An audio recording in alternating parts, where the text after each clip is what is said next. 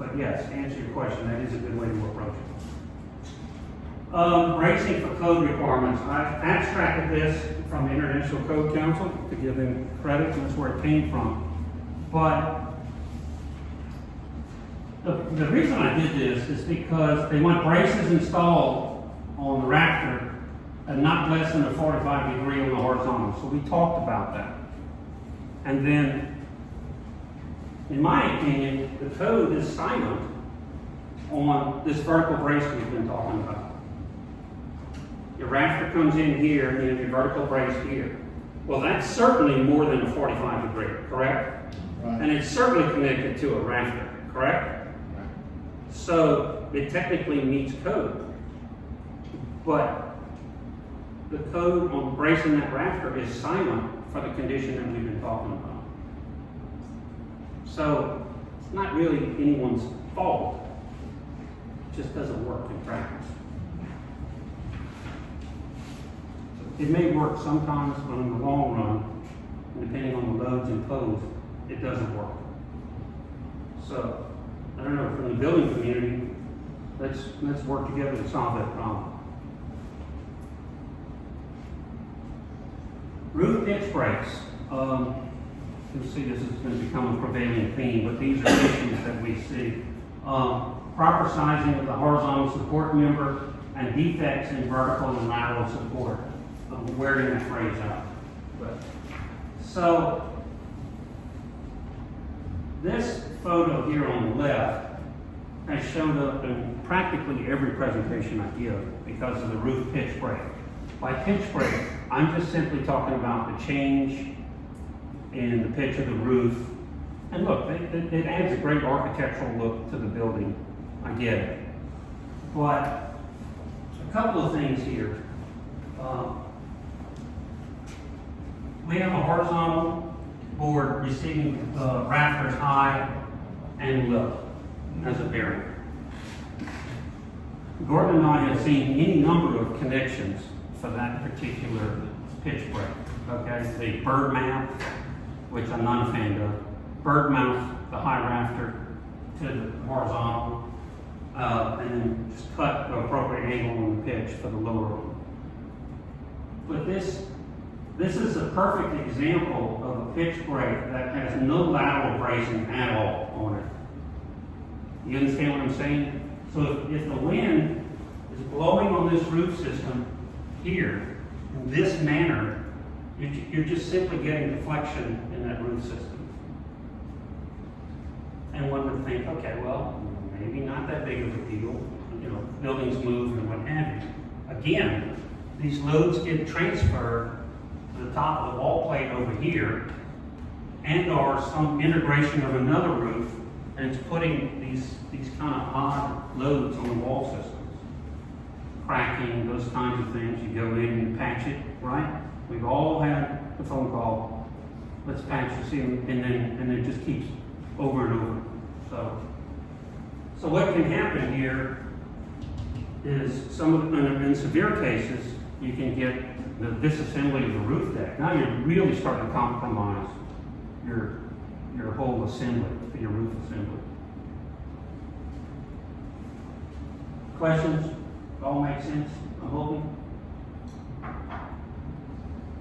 I call this the roof hinge. Shot at the architectural community here. When two roof diaphragms come together, and then we've got this, I don't know how to say it, I just call it a hinge. You got connected two roof systems, and you get, let's call it a foot, 2 feet, whatever you want to call it. And here's the real kicker. This is probably, if it's not vertical, it's 18 on 12 or 20 on 12. You with me? You understand what I'm talking about?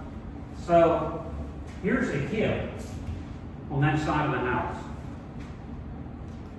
You with me? We have a diaphragm, then we have this roof hinge and another diaphragm. When the wind is blowing here, you've got to have roof system pushing back to mitigate those forces. But when you break this diaphragm, if this front-facing roof assembly is small, then you've got nothing else. Here's a valley rafter, and if it's not properly braced, that's the pivot point for the roof wanting to spin and twist. You understand what I'm saying?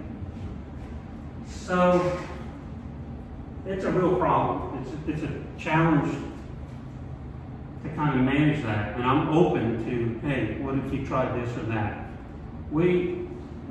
Our engineering firm has come up with some design when this was really, really problematic. But it can be a real pain for a homeowner because of the stresses they'll put. Keep in mind, if you have this going on, you've got a small offset in your foundation. It puts a lot of stress in that whole assembly all the way down to the foundation. So the pain for the homeowner is doors don't close right if there's a door nearby or what have you. And we're talking about egregious circumstances, but it's real. After you see it once and it's an anomaly, but when you start seeing it over and over, now it's a thing. So I would point maybe to design more than anyway, or some framing details on how to handle that circumstance. Yes, sir. How often would you say that y'all get calls on something like this? And I ask that because, I mean, we've all heard it. You get on the job site, and I've been doing this way for 50 years, and perhaps that comes to you in a Spanish version. But regardless of what it is, you know, there's not a lot of, the builders don't hear about this a lot of times. It might take, 8-10 years before it manifests itself and it becomes an issue. I'm just curious about how often y'all hear it and what general age time frame for the majority of them is from the time that the home is built to the time that the problem Shows up. Yes. Okay. So we normally, people don't call us out just for this. There's a lot of things going on in the building. Gotcha. So it is a circumstance that shows up in a system, multiple framing systems that show up.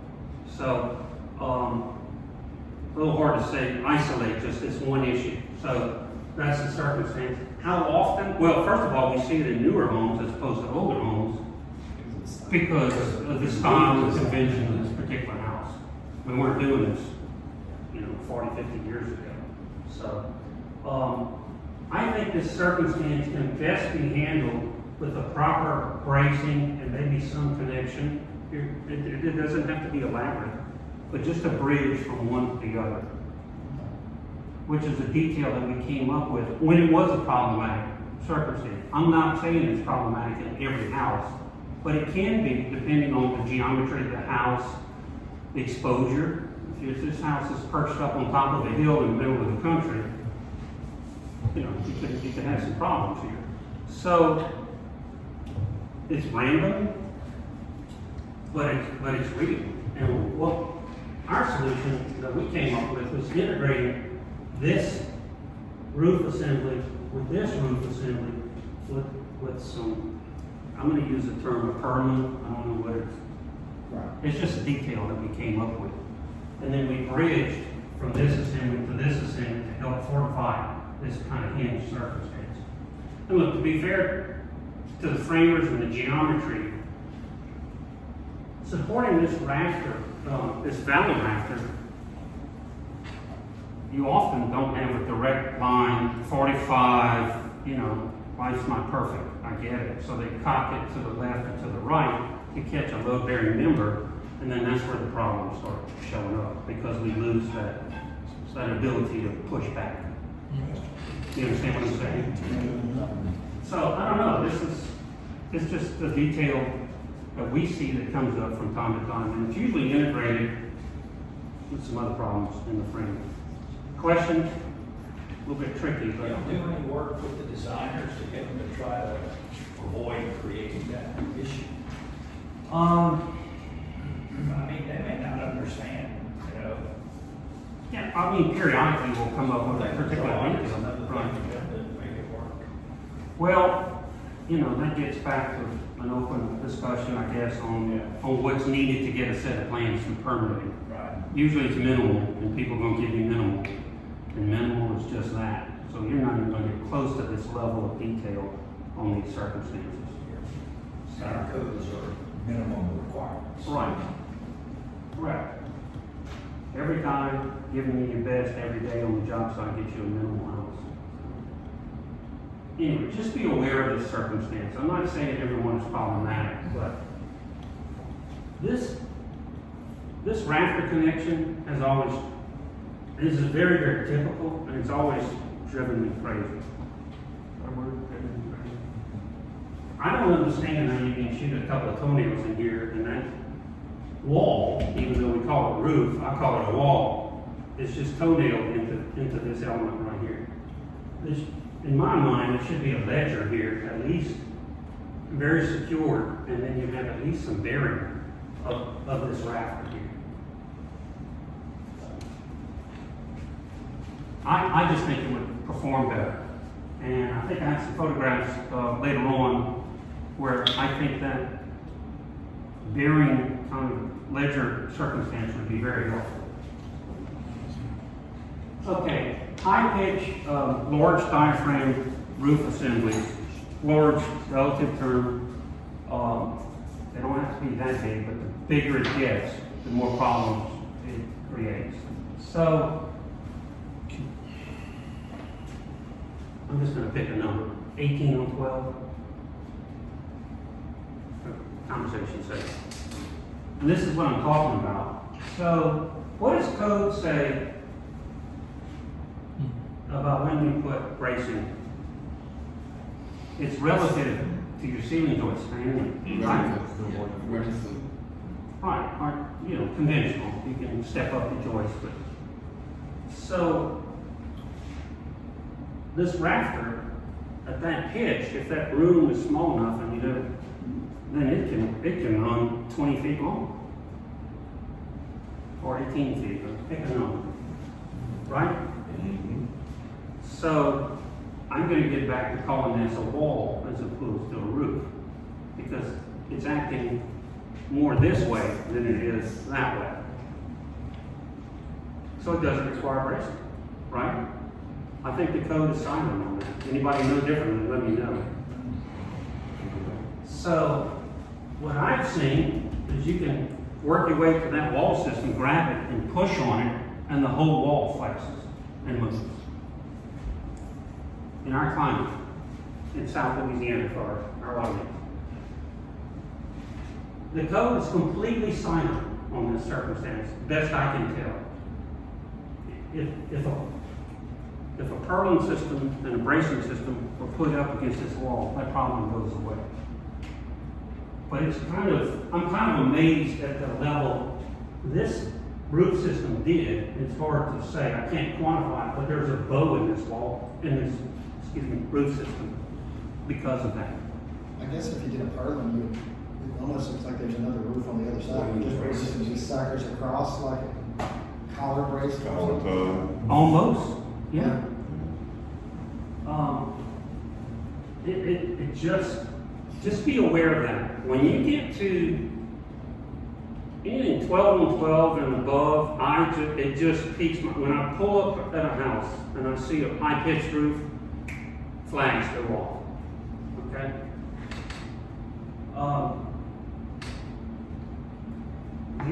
Another circumstance, and I'll just take advantage of it, is this hip rafter coming up through here is often undersized. What does code say about the edge of the rafters? They have to fully bear upon the hip or boundary rafter that they're tying into. You have to have full bearing. Well, often, I guess this just goes off the lumberyard. I don't know, correct me if I don't know all the circumstances. But often, this particular member comes back undersized, or the one in the field is used as undersized. And that creates splits in rafters. Is this just the scale? Are those 2x4s? No, it's 6. 2 by 6. Okay. Fair question. 2 by 6. But those are circumstances on your plans. If you have higher than 12 on 12, you usually get 12 on 12 can sometimes be problematic. But anything above that, I would start focusing on this issue. So perhaps those were 2x6s rather than a 2x8, it might need to be a 2x10. Yes. In order to catch the length of that The pitch. full bearing. Yeah. Correct. And I have some photographs of what happens when you don't do that, but, okay. Beam size and assembly, I'm just touching base